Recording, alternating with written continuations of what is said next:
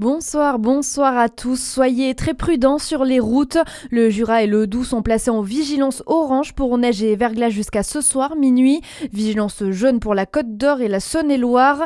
Des opérations de salage et de déneigement sont assurées depuis le début de la journée dans la région.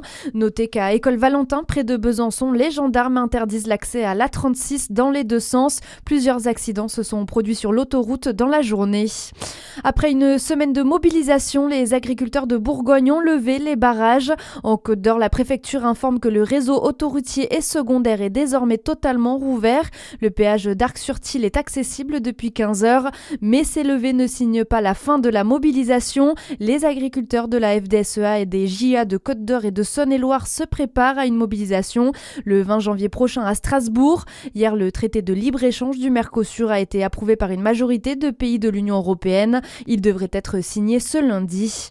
Vous en avez peut-être déjà profité, les soldes ont débuté, mais la gendarmerie de Côte d'Or lance un appel à la vigilance. Elle prévient que janvier est aussi une période d'activité intense pour les escrocs en ligne. Les forces de l'ordre invitent pour toute commande sur Internet à vérifier que le site sur lequel vous achetez est sécurisé. Attention aux offres trop alléchantes et vérifiez les mentions légales des sites Internet. En cas de besoin, vous pouvez vous rendre sur le site cybermalveillance.gouv.fr. Dans l'actualité également, y aura-t-il une nouvelle dissolution de l'Assemblée nationale? Menacé de censure par le Rassemblement national et la France insoumise, le Premier ministre s'y prépare. Sébastien Lecornu a demandé au ministère de l'Intérieur de préparer l'organisation d'éventuelles élections législatives. Elles auraient lieu en même temps que les municipales en mars prochain. Et puis en foot, les féminines de Dijon réussissent leur entrée en lice en Coupe de France.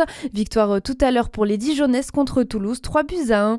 Voilà pour votre actualité. Bonne soirée à l'écoute de Fréquence Plus.